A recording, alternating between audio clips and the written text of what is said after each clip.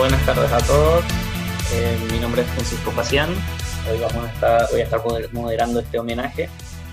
Así que les doy la bienvenida al 19º evento del club de homenajes de este año, ¿sí? En esta ocasión vamos a tener un evento especial, un poco salido de nuestro día habitual, para homenajear a Max Weber, ¿sí? Para arrancar, quisiera comentarles un poco una breve historia sobre él, ¿sí? Y agregar que estos eventos nosotros los hacemos una vez por semana, ya hace bastante tiempo, por ahí para los que recién se están incorporando a este ciclo de homenajes. Así que la idea es tomar referentes del pensamiento liberal de diversas épocas y hacemos una revisión sobre sus ideas teniendo en cuenta su natalicio. Quiero recordarles también a los aquí presentes que el club ofrece un certificado, ¿sí? Pueden solicitarlo para aquellos que son socios, y aquellos que no son socios tienen un costo de 200 pesos, esto no es todo voluntario, así que los socios pueden pedir su certificado a través de un formulario y el resto lo pueden hacer a través de nuestras redes sociales. También les quiero comentar a los que son socios del club, tienen otros beneficios, como adquirir un descuento en lo que es la librería y tener la librería del club con un 20% de descuento. Y también Cuando yo estaba por borrar, ya había visto. se nos levantó un audio. Bien, entonces, nada, en el día de la fecha lo que estaríamos haciendo es homenajear a Max Weber. Quiero hacer la breve introducción y después iremos con los participantes, con los disertantes de hoy. Lamentablemente alguien ya comunicó, tuvo un inconveniente y no va a estar presente, así que enseguida voy a comentar. Bien, para arrancar, una breve historia sobre quién fue Max Weber. Weber nació en Erfurt, eso es Alemania, en el 21 de abril de 1864. Fue el mayor de 7 hermanos, su padre fue jurista y un político del Partido Nacional Liberal del Imperio Alemán. Desde su juventud, él estuvo rodeado de personalidades de la intelectualidad más notable gracias a su padre, que los invitaba a su casa. Antes de ingresar a la universidad, él tenía conocimientos de las obras de Goethe, Spinoza, Kant y Schopenhauer. Ya en su época universitaria, estudió en Heidelberg, Berlín y Gotinga. Inició estudiando Derecho con la idea de ejercer como abogado, pero su curiosidad fue tan grande que estaba interesado en lo que era economía, filosofía y política. Y sin duda esta curiosidad adquirida en su hogar fue gracias a su padre. En 1888 se unió a la Asociación Profesional de Economistas Alemanes. Al año siguiente obtuvo su doctorado en la Universidad de Berlín con una tesis titulada El desarrollo del principio de solidaridad y los activos especiales de la empresa de comercio abierto de las comunidades familiares y comerciales en las ciudades italianas. Es un poco largo el título de la tesis, pero bueno. Además, él fue un renovador de las ciencias sociales en muchos aspectos, pero especialmente en su metodología de trabajo, al diferenciarse de las ciencias naturales y exactas, porque entendió que en procesos sociales intervienen individuos conscientes y con motivaciones de los más variopintas. ¿Sí? Es considerado uno de los padres de la sociología moderna, junto con Karl Marx, Emily Durkheim, supongo que así se pronuncia. Así que también él, resumiendo un poco, él fue un liberal democrático y reformista y contribuyó mucho en lo que fue el Partido Demócrata Alemán. Así que dado esta pequeña introducción, por ahí un poco rápida, la verdad que hay mucho que ver sobre él, así que espero que ahora lo podamos hacer. Antes que nada, quería mostrarles un video. Sí, es cortito, dura menos de 4 minutos. Así que ahora enseguida los vamos a estar proyectando.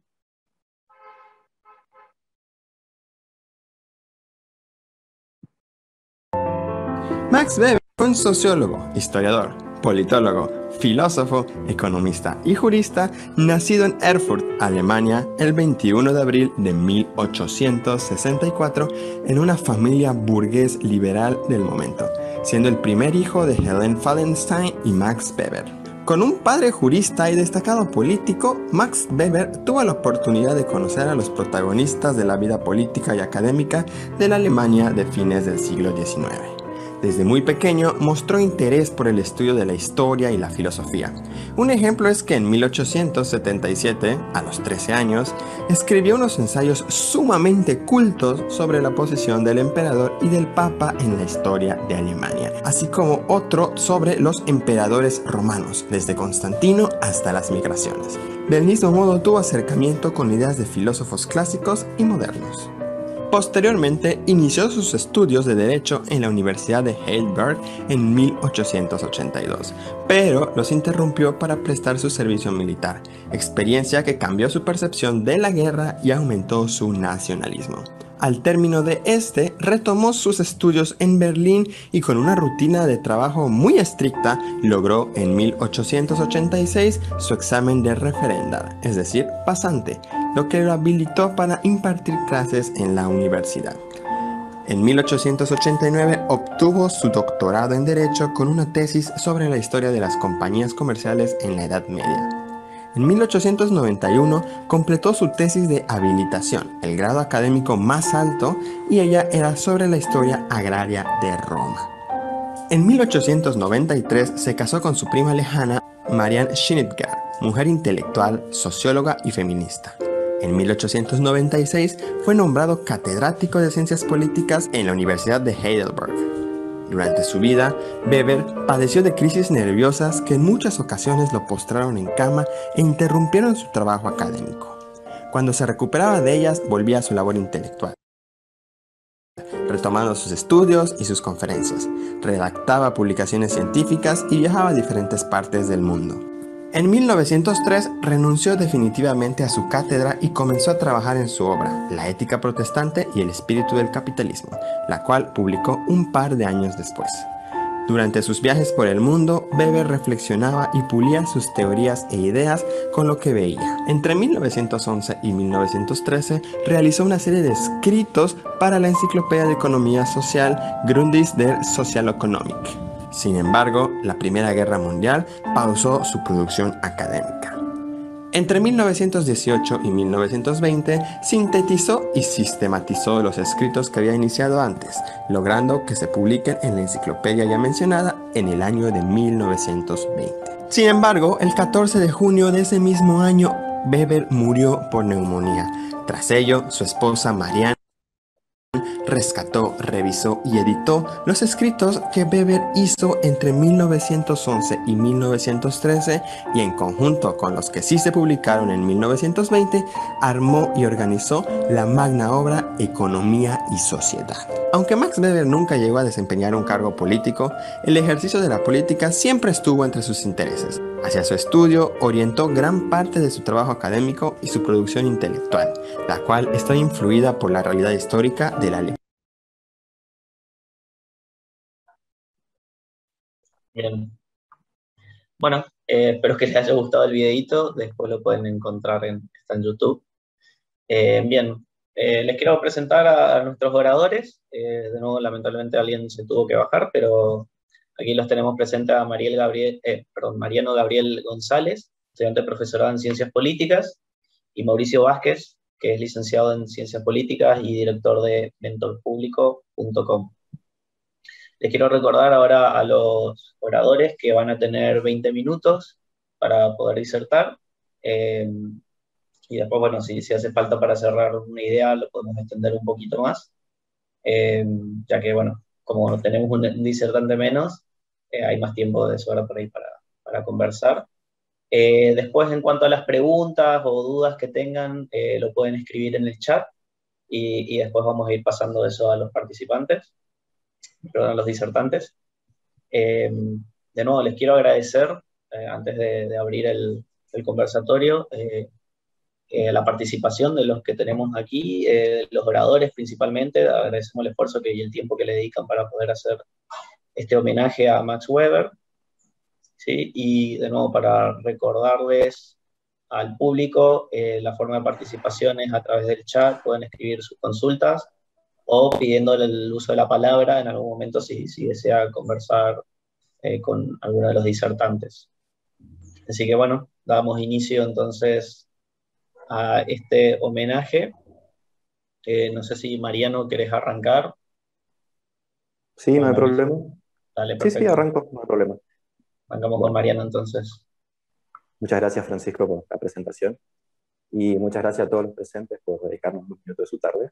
Espero que les sean fructíferos y que se lleven mucha información de acá.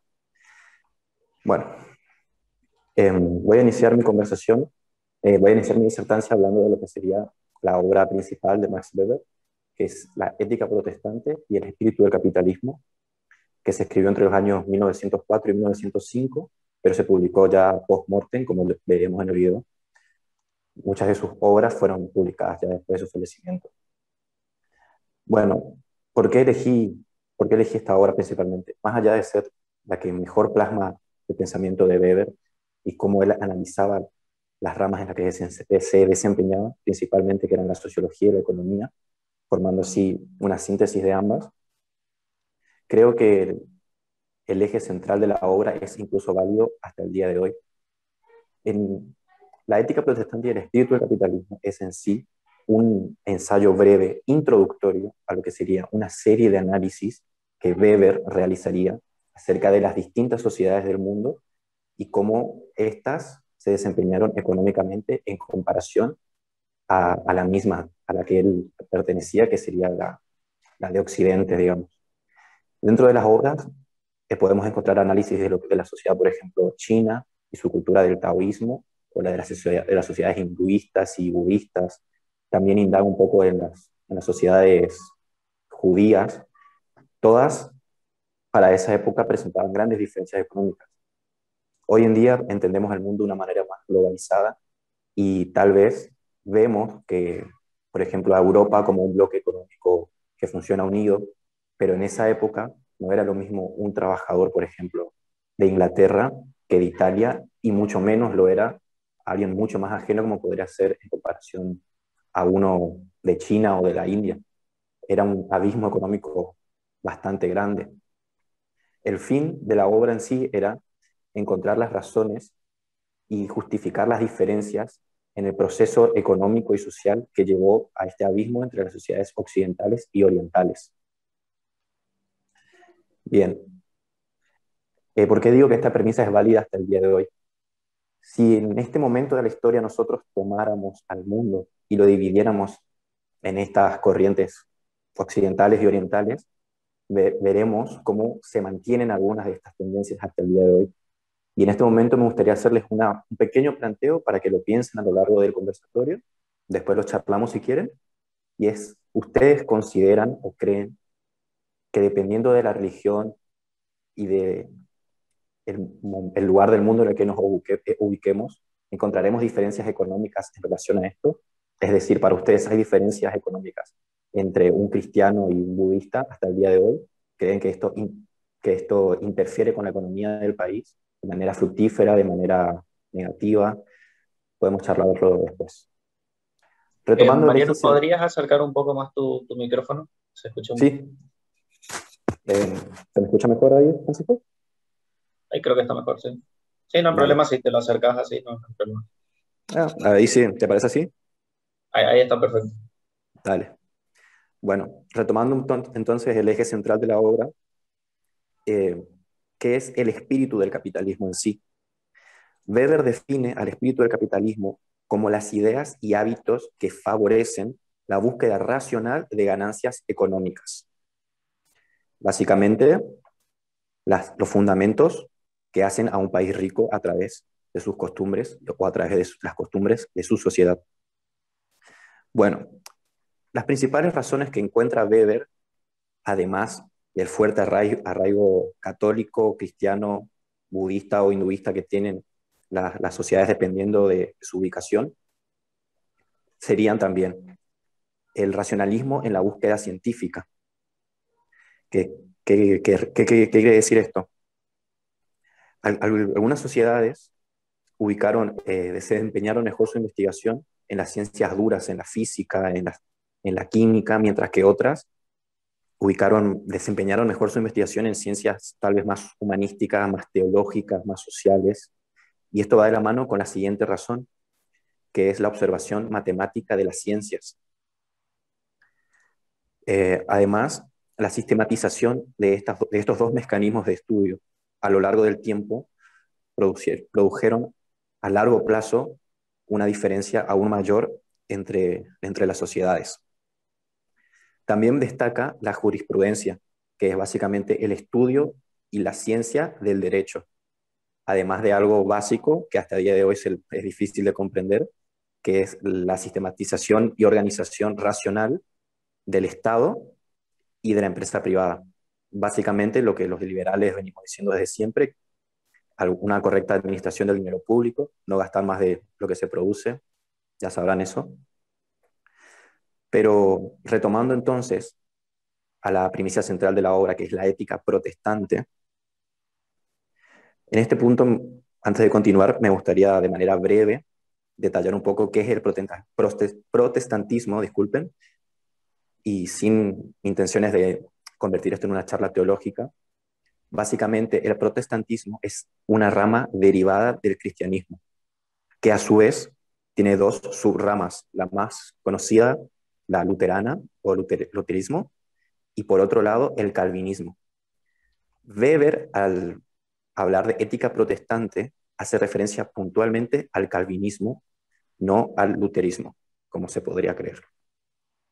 Bueno, el calvinismo, ya entendido de esta manera, tiene dos premisas o ejes fundamentales, que son la renuncia al gozo excesivo y la disciplina de trabajo para ganarse el cielo, que es predestino de cada individuo indistintamente de cómo éste viva su vida diaria. Es decir, para el calvinismo todos nacemos destinados ya sea al cielo o al infierno, y lo que hagamos a lo largo de nuestra vida es indistinto a este resultado final. Lo único que como individuos podemos hacer es saber antes de morir si estamos predestinados para uno o para otro. Bueno, teniendo esto en cuenta, Weber, a través de lo que él llama afinidad selectiva o compatibilidad de caracteres, determina cómo estos dos pilares interfieren en la economía de las sociedades, ya sea de manera fructífera o negativa. Bueno, si decimos entonces que uno de los pilares es la renuncia al gozo excesivo, lo primero que se nos viene a la mente es una forma de vida austera, una forma de vida con lo justo y necesario tal vez, una forma de vida en la cual no abusemos ni amasemos de la riqueza, pero la verdad es que nada más lejos de la realidad. El protestante calvinista entiende la renuncia al gozo excesivo como no como acumular riqueza, sino como la inversión de la misma. Y esto va de la mano con el segundo eje central del calvinismo, que es la disciplina de trabajo para ganarse el cielo, por así decirlo, o para conocer ese predestino. En el calvinismo está muy bien visto y socialmente aceptado que uno se desempeñe de manera correcta en su labor, que uno a lo largo de su vida sirva de manera útil a la sociedad, logrando altos niveles académicos en las áreas en las que se desempeña, ya sea un doctorado, un cargo militar alto, un cargo político alto. Por ende, este correcto desempeño en la vida laboral, esta disciplina del trabajo para ganarse el cielo, conlleva en sí una remuneración económica por encima de la que se necesita. Y esa renuncia al gozo, el calvinismo la expresa a través de la inversión. Es decir, un calvinista no considera a la riqueza como el amasijo de dinero, como la tenencia de dinero fiduciario, sino que prefiere reflejarlo a través de la inversión, ya sea en maquinaria, en generar puestos de trabajo, en fábricas, todo lo que sea un capital que le permita desempeñar su trabajo de una manera más profesional. Entonces, en resumen, Lo que Weber quiere dar a entender, o lo que Weber interpreta sobre la ética protestante, es que un individuo calvinista se desempeñará de manera laboral excelente, porque esa es la única forma de la cual él tiene cómo asegurar su futuro en el cielo, y que ésta, a su vez, en consecuencia, hará que él mismo amase un dinero que se le permitirá ser invertido en capital, en capital físico, ya sea mediante puesto de trabajo o empresas, como decía, renunciando así al gozo excesivo, que es lo que sería el capital fiduciario, y convirtiéndolo en esta manera en capital físico. La obra de Weber en sí, este ensayo es bastante corto y solamente tiene estos dos pilares. Se puede profundizar mucho en los mismos, ya sea de manera filosófica o teológica, pero en conclusión podemos resumir a la ética protestante en estos dos pilares y las consecuencias de los mismos. Eso es todo, Francisco. Dejo tiempo para el siguiente disertante. Buenísimo, Mariano. Igual tenías todavía tiempo por si querías seguir conversando. Bueno, podemos pasar con Mauricio. Mauricio, cuando quieras, puedes arrancar. ¿Cómo está, Francisco? Buenas tardes a todos. Primero que nada, muchas gracias al Club de la Libertad por esta oportunidad y en especial a Alberto por esta invitación. Muchísimas gracias, muy honrado. Yo me hice algunos apuntes. La verdad que lo primero que pensaba al momento de esta invitación es que cualquier tipo de homenaje no deja de ser muy arbitrario, ¿no? Y en algún sentido bastante egoísta, porque justamente el homenajeado no está presente por naturaleza para poder de alguna manera sesgar lo que vamos a decir sobre él. Y pensaba también que desde esa misma perspectiva, todo tipo de homenaje es una expresión bastante egoísta de lo que a nosotros nos dice el autor y de lo que el autor ha hecho para nosotros, ¿no? Y hago esa aclaración justamente para cometer ese pecado, porque es de la manera en que he armado esta pequeña exposición, que es muy, muy, muy corta tal vez, sobre todo muy corta teniendo en cuenta de que Max Weber es considerado hasta el día de la fecha, y considero también de mi parte que así va a ser por un buen tiempo más, uno de los más grandes pensadores del siglo XIX, del siglo XX y de lo que va del siglo XXI.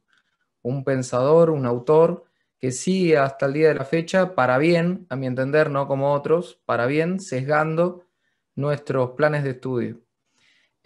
Ahora no puedo dejar también de pensar y de decir que este es un contexto por lo general liberal. Yo no conozco a los 55 presentes, conozco solo algunos, pero por lo general el Club de la Libertad trae a personas que son afectas a la libertad. Y hago también esa expresión porque justamente mi ida y vuelta breve sobre la obra de Weber va a tener mucho que ver con nuestro presente liberal. ¿Por qué? Por una cuestión arbitraria, porque lo he pensado así. Me gustaría sí pedirte ahí, Francisco, si puedo compartir pantalla, si es posible, si no tampoco es muy importante, simplemente una frase que quiero poner de fondo más adelante, no te preocupes si no es urgente. A ver. Es un poco, sí, ahí creo que algo, sí, ahí me diste. Ahora en un ratito voy a compartir una pequeña frase para cerrar ya el argumento, ¿no? Primero, un poco retomando lo que decía recién Mariano, que me pareció muy, muy, muy fructífero, muy justo para la obra del autor.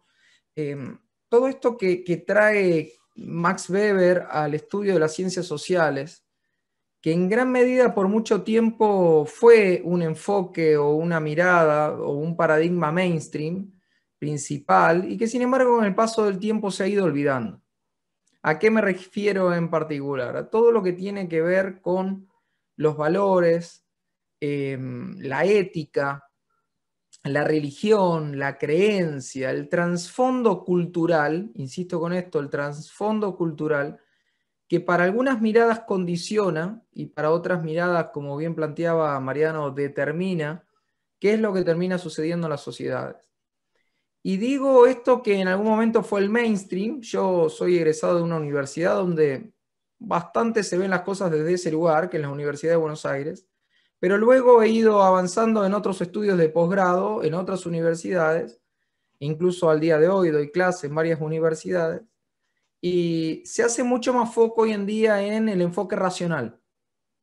Y de hecho, dentro del liberalismo, en el último tiempo, varias de las miradas predominantes de los principales, esta palabra que usamos mucho los liberales hoy en día, o que usan mucho los liberales hoy en día, varios referentes, hacen mucho enfoque desde lo racional. Como si la racionalidad en sí pudiera de alguna manera igualarnos a todos y de alguna manera también garantizarnos ciertos resultados.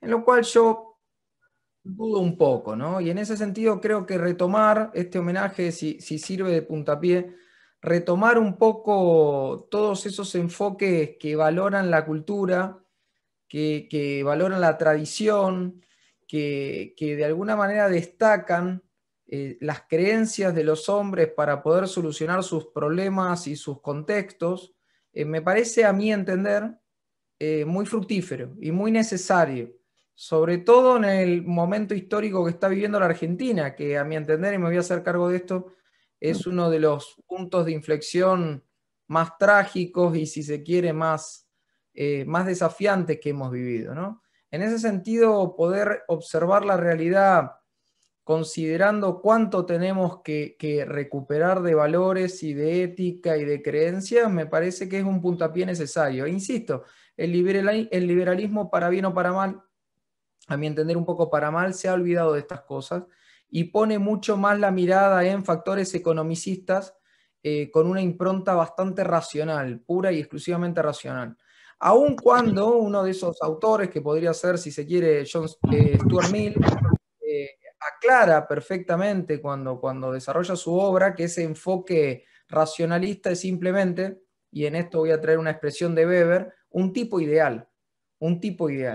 Y de fondo, en realidad, los seres humanos nos guiamos bastante más, no solo por la razón, sino por nuestras creencias y etcétera, ¿no?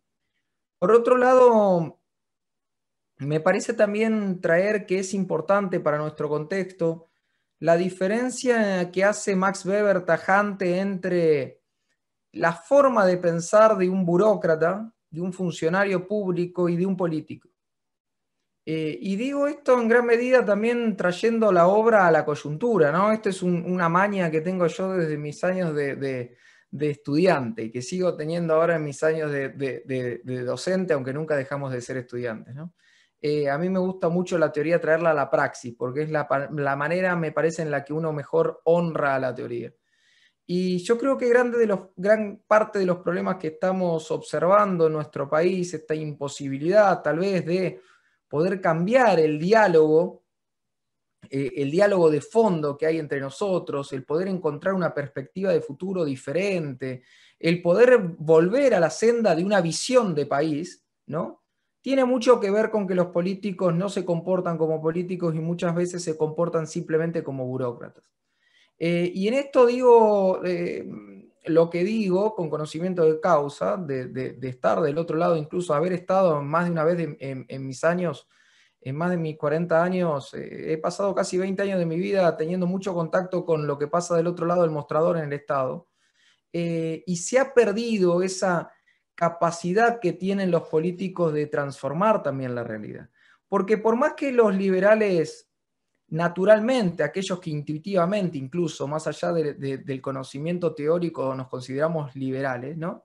Yo siempre digo que me hice liberal a los 16 años sin conocer a Hayek, sin conocer a Friedman, sin conocer a Ayn Rand, etc. Yo me hice liberal por una intuición profunda de ese riesgo que hay siempre sobre nosotros, que es la opresión. Aun cuando tenemos ese tipo de intuiciones los liberales, hay que reconocer que los políticos son necesarios. Los buenos políticos son necesarios y sobre todo en momentos de crisis. Y en ese sentido el aporte de Max Weber es fundamental porque la ética del político es una ética de la transformación. No es una ética del statu quo. Eso él lo deja bastante claro. El burócrata naturalmente trata de seguir el orden, de seguir las reglas, de mantener la realidad como está. En cambio el político es un osado, va a decir él en más de un pasaje, que lo que trata de hacer es responsabilizarse por el cambio, ¿no? Estoy haciendo obviamente un recorte de la obra de él, pero que me sirve para explicar un poco lo que nos está pasando. Yo considero en tal sentido que hace varias décadas que estamos gobernados más por burócratas que por verdaderos políticos, incapaces como son hoy en día de invitarnos a un país diferente, y que lo que hacen no es otra cosa más que administrar nuestras falencias, que administrar nuestros conflictos, que administrar nuestra conversación presente sin ningún tipo de cambio. Aun cuando a veces se ponen de título cambiemos, ¿no? El que sea, no importa de qué lado esté de uno o el otro. Otra cosa que también me gustaría rescatar de la obra de Max Weber en este punto, muy consonante con lo que acabo de decir, es esto del carisma, ¿no? Los tres tipos de legitimación que Max Weber teoriza como tipos ideales: uno, bueno, el racional legal; otro, el tradicional; pero uno muy importante es el carisma. Y el carisma, para los que nos encargamos a veces de comunicación política y etcétera, es una especie de misterio casi esotérico, porque hay gente que lo tiene y hay gente que no. Y decirle eso a veces a un político, cuando uno es un consultor, es algo bastante violento, ¿no? Y por más que se trata de compensar, y de hecho yo estoy convencido que hay alguna gente que lo hace muy bien, el carisma es muy necesario justamente para esto que decía recién. Porque sin carisma se puede ser político, pero sin carisma es absolutamente imposible que alguien acompañe en un proyecto de transformación. Y en ese sentido el carisma es algo que, como decía, algunas veces lo tienen algunos y algunas veces lo tienen otros y a veces no lo tienen. Y en ese sentido yo creo que hace tiempo que no tenemos verdaderos líderes carismáticos. Sí, lo que tenemos son gente que tal vez habla fluido, pero eso no es un líder carismático, por más que mucha gente se ha convencido de eso. Porque justamente el carisma es el que permite unir puentes, es el que permite que en el antagonismo se encuentren puntos en común. Y en esa obnubilación, que los liberales sabemos que es peligrosa, como grandes cosas en el mundo que son peligrosas, también es necesaria. Porque para invitar a que gente que ha perdido la fe acompañe en un proceso de tanta incertidumbre como es el cambio de una lógica arraigada, hace falta una cuota grande de carisma, ¿no? No solo no ser burócratas, sino al mismo tiempo ser políticos carismáticos. Ahora, al mismo tiempo todo eso se podría convertir en un gran peligro si de fondo no hubiese una ética. Y en eso vuelvo al principio de la conversación, ¿no? El que ese político o esos políticos que puedan venir a acompañarnos en un cambio de país, al mismo tiempo deben ser políticos, como decía, deben ser en alguna medida carismáticos y también tienen que ser sujetos éticos, convencidos de una ética de fondo, que no es lo mismo que una moral, porque la moral, como ustedes sabrán, es circunstancial. En cambio, la ética responde a valores mucho más de fondo y mucho más trascendentales. Y en ese sentido, otro gran factor que nos falta es un ethos, un lugar, como decían los griegos, donde ir a refugiarnos en el medio de la incertidumbre que vivimos hoy. Y ese refugio no puede ser otro que cierta ética que valore el trabajo, el progreso, el ahorro, la inversión, el esfuerzo y una palabra que tristemente y como símbolo del momento que vivimos se ha transformado en mala palabra, que es el mérito. Y todo eso justamente está, como bien decía Mariano hace un ratito, contenido en la ética protestante, ¿no? Eso no quiere decir que nos tengamos que convertir en protestantes, pero sí valorar lo que esa religión de alguna manera ha hecho para sus fieles y el impacto que ha tenido para el mundo. Yo, contestándole a Mariano, sí estoy convencido que en gran medida las creencias y los valores de una sociedad tienen mucho que ver con cómo es esa sociedad después. Sin ir más lejos, sería imposible pensar en Atenas, sería imposible pensar en esa Grecia a la que siempre volvemos sin ciertos valores que venían del mundo homérico, independientemente de que hubiesen estado contenidos no en un códice ético, sino en ciertas fábulas.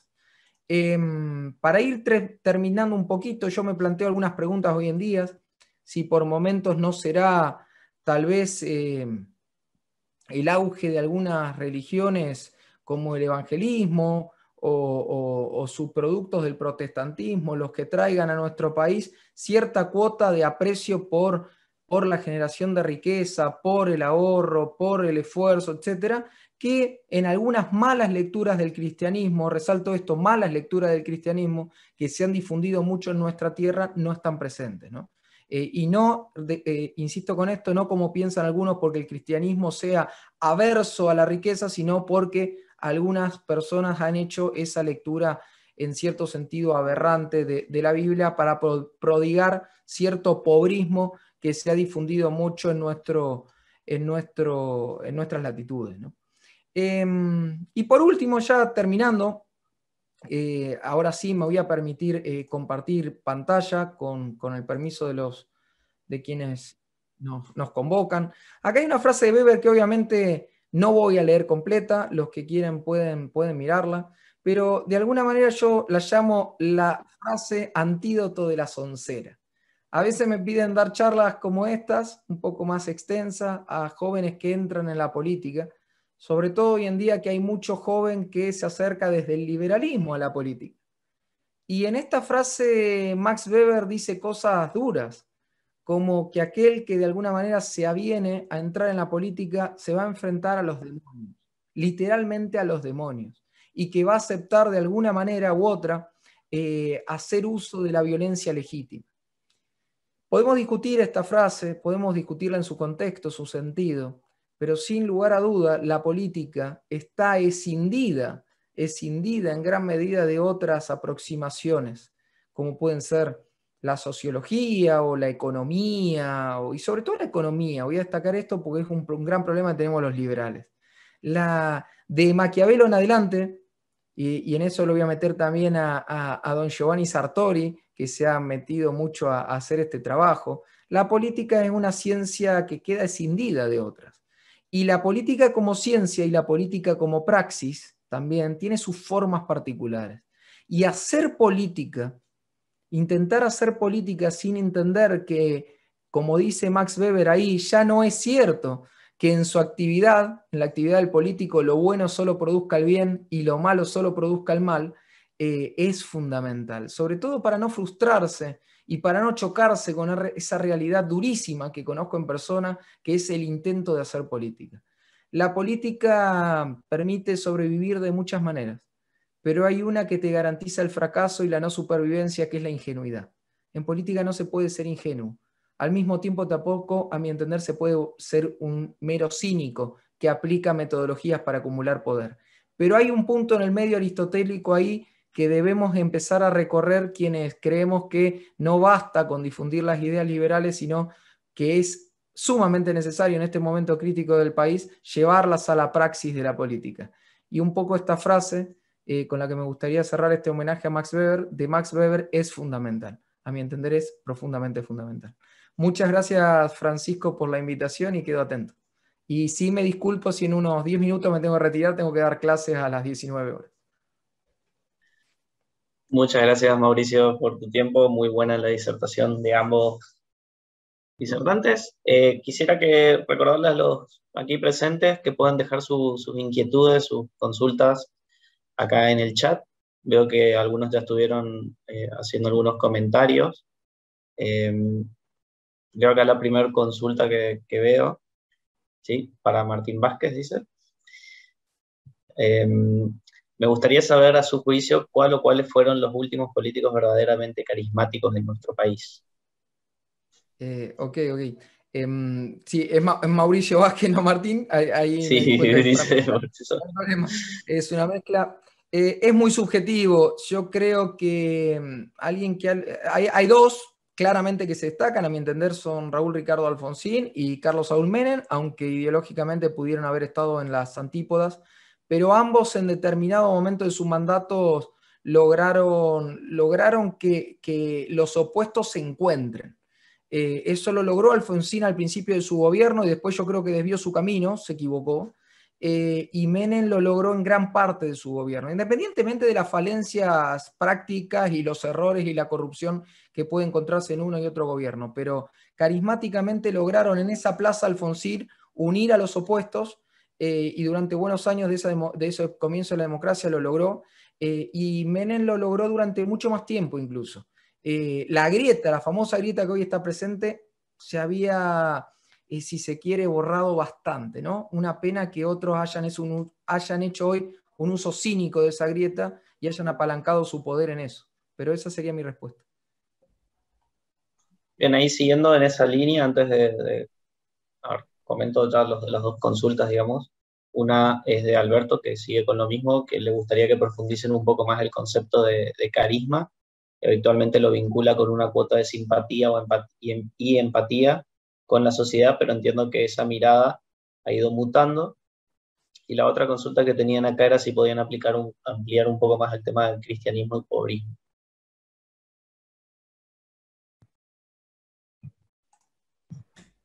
No sé si Mariano quiere tomar las preguntas, Como quieran. como quiere.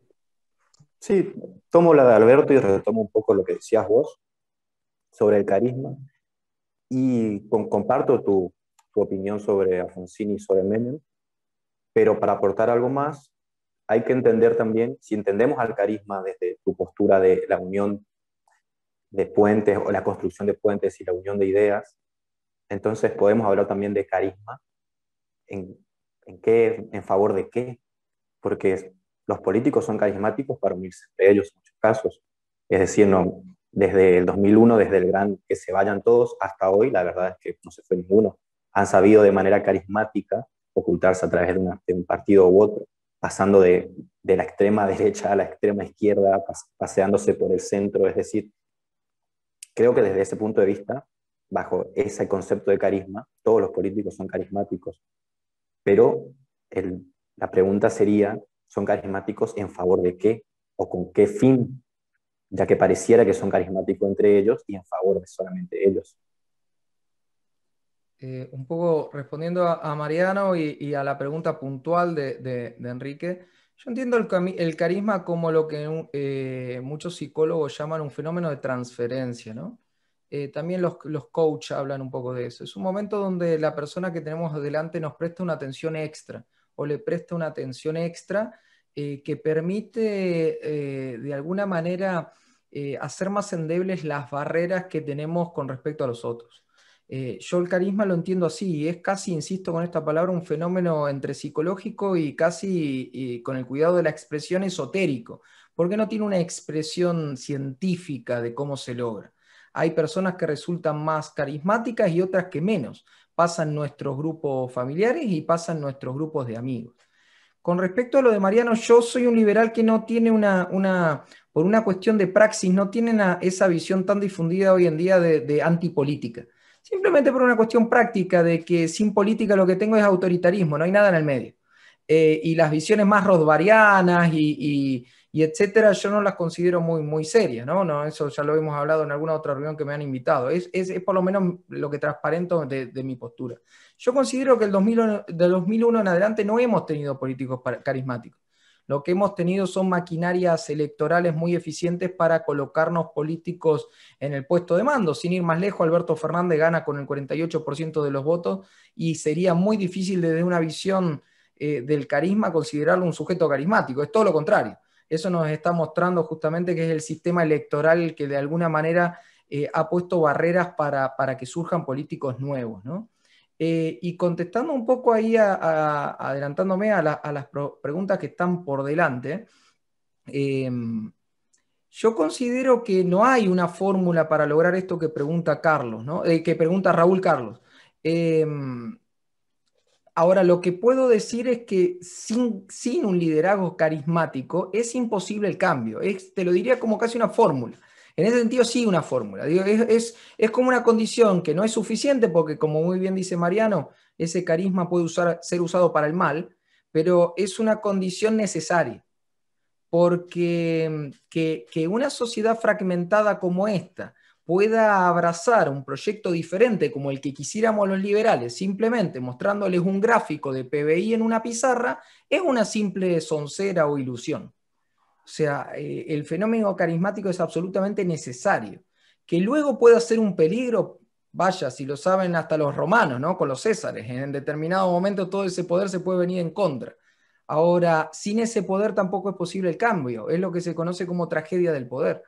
Entonces, yo haciendo un poco un uso de una expresión de Ortega y Gasset, le diría a los liberales liberales a las cosas, porque el mundo no va a cambiar simplemente porque nosotros hagamos como el avestruz y digamos los políticos no están ahí.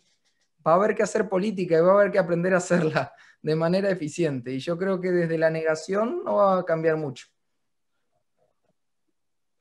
Bien, muchas gracias, Mauricio. ¿Querés acotar algo ahí, Mariano? No, no, está bien. Yo quería hacer una consulta, la que Mariano está todavía estudiando. ¿En la universidad les hablan algo de Weber o no? Weber, ¿cómo se pronuncia? Sí, a ver, el paso por este tipo de autores está presente en el currículum, si uno lo lee, está ahí, está en su bibliografía, pero el paso que dan los docentes por este tipo de autores es muy secundario, se limita a una clase, a un resumen, a un comentario, se lo engloba junto con otros que tal vez no comparten de todo su afinidad, pero se aprovecha como para sacar de un solo saque a muchos autores. Y obviamente, como ya sabemos, si nos centramos más en las teorías de Marx, de Rousseau, en los clásicos de nuestras instituciones, al menos los clásicos que más se estudian en Argentina. Pero respondiendo a tu pregunta, se ve muy poco, se ve mucho menos de lo que se debería, y hay una complicidad tanto docente como estudiantil. Más allá que el tipo ya tenía un impacto, digamos, lo que estuvimos viendo al comienzo del se obvia de cierta manera su impacto. Está bien. Bien. Bueno, acá tenemos también otra consulta. Dice, seguimos con el carisma, se ve que lo del carisma despertó la curiosidad de muchos. Dice, seguimos con el carisma porque creo que nos tiene ocupados. ¿Existen en la cancha hoy perfiles carismáticos que pueden ayudar a que esto cambie? Pregunto por políticos con potencialidad para unir opuestos, dice Andrés Rambo. No sé si alguno quiere tomar la... Desde mi punto de vista, esto es muy subjetivo, ¿no? Porque uno puede llamar, esto es un poco como esas películas que uno las entiende al final. Habría que ver. Ahora, ex ante, a priori, es difícil saber. Yo me inclino por decirte que no, que claramente no, que lo que tenemos es una ausencia absoluta de liderazgo transformacional, absoluta. No existe ese liderazgo en lo que consideramos el mainstream de la oposición. De hecho, vos fíjate qué paradójico, uno de los más presidenciables de la oposición es uno de los tipos menos carismáticos de la historia de esa fórmula que es Cambiemos Pro, que es Horacio Rodríguez Larreta, que tiene, si uno agarra la descripción que hace Max Weber de un burócrata, es un burócrata desde toda su vida, tiene todas las características, es casi como el arquetipo junguiano de un burócrata. Que es lo mismo que Alberto Fernández, es el arquetipo junguiano de un burócrata, ha sido toda su vida un burócrata, no un político. No son gente que arriesga, no son gente que van solos, no son gente que abren caminos, no son gente que hablan en público, les cuesta muchísimo todo, tienen un teleprompter hasta para decir buen día, ¿no? Tiene un cartelito delante para decir buen día. Así que no, yo creo que estamos lejísimos de eso, lejísimos. Y marca en gran medida, es un buen síntoma de la crisis que tenemos hoy en día en Argentina. Gracias, Mauricio. Acá tenemos Gastón Mancilla, quiere tomar la palabra un momentito. Vale, Gastón.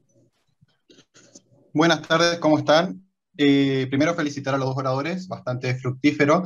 Yo quería, me surgió la duda, ¿no? Siguiendo también con esto del carisma, en cómo influía el nivel intelectual de una sociedad o un conjunto de individuos viviendo dentro de un país. ¿Cómo influía el nivel intelectual de la gente en esto de aceptar cierto carisma, ¿no? Porque yo no sé nada del carisma, realmente me estoy enterando de todo esto, pero me arriesgo a decir que no sería lo mismo ser carismático en una sociedad que está más preocupada por llegar a fin de mes y que gran parte de esa sociedad incluso está de acuerdo con no ir a clases, o sea, en no tener educación, que es ser carismático en una población o en una sociedad donde se presta atención a avanzar en conocimientos, ya sea filosóficos o científicos, ¿no? O académicos, por así decirlo. Concretamente mi pregunta es si ser carismático si es lo mismo ser carismático en una sociedad con un nivel de intelectualidad alto o bajo. Y si la respuesta es no, me gustaría saber cuáles serían las diferencias, cuáles serían los cambios que hay entre uno y otro. Muchas gracias. Si me permitís, Francisco, la contesto rápido, después tengo que ir a dar clase, esta me Sí, gusta. justo quería mencionar eso, si puede ser No, cortito. la También contesto había otra rápido, pregunta ahí, pero me encantó la pregunta, porque es un poco trágica. A ver, el carisma es un fenómeno psicológico. No tiene que ver con el nivel intelectual y se los voy a graficar con lo siguiente como lo doy en clase. Jueves a la noche tengo frío, no quiero salir ni a la esquina, me llama un amigo en particular, me dice de ir a bailar y le digo que no. Me llama otro amigo, me hace la misma propuesta con otro tono de voz, otro impulso y termino encontrándome que fui a bailar un jueves a la noche, cosa que yo no hago porque ya soy viejo.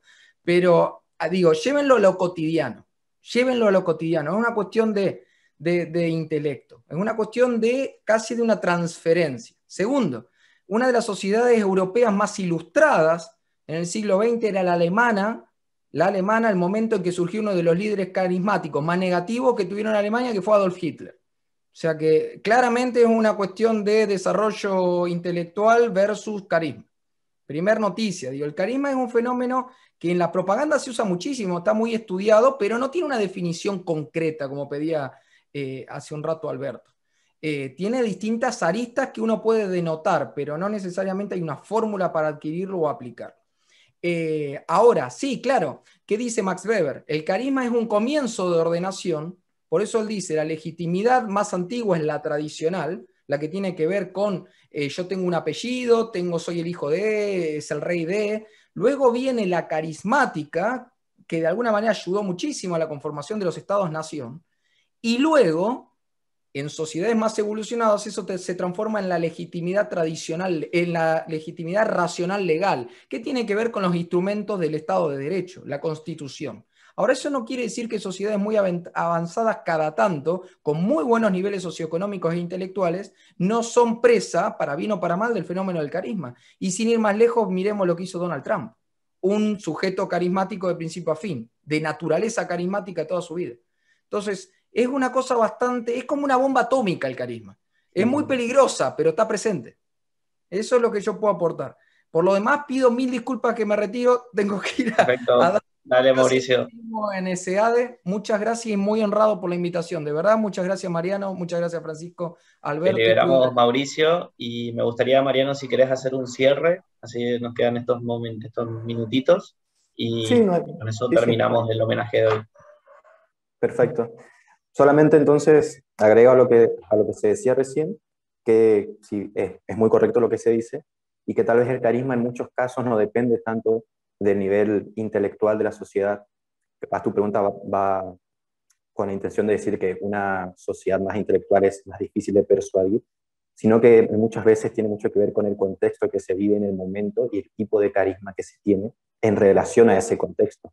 Como bien decía el compañero disertante, una de las sociedades más avanzadas, intelectualmente hablando, también se han visto doblegadas o persuadidas por distintos carismas. Para cerrar, solamente me gustaría alegar que Max Weber es una prueba, al menos su obra es una prueba de la importancia de las costumbres y de la tradición de una sociedad. Y respondiendo a la pregunta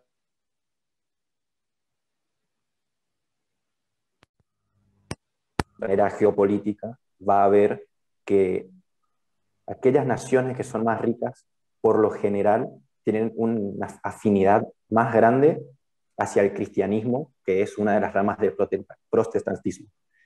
Eso no quiere decir que el cristianismo tenga que ser determinante o que todos nos convirtamos al cristianismo, que vayamos a iglesia todos los fines de semana, sino que está ahí una coincidencia presente en todos estos países. No necesariamente uno tiene que ser cristiano para vivir como cristiano, pero creo que hay cierta moral, cierto ethos, como se decía, que vincula a estas creencias con la formación de capital, con el progreso y con la creación de trabajo de estos países.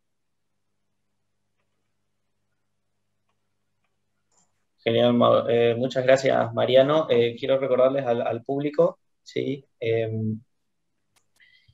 Que el próximo homenaje que vamos a estar teniendo el día 27, el sábado 27 a las 18 horas, es de Mary Wollstonecraft, y por ahí algunos conocerán a la hija que escribió la novela de Frankenstein, así que les quiero invitar a ese evento también. Agradecerte, Mariano, por tu tiempo, por lo que estuviste comentando acá y a todos los que están aquí presentes. Así que bueno, con esto damos por terminado el homenaje a Max Weber y de nuevo esperamos verlos pronto a todos.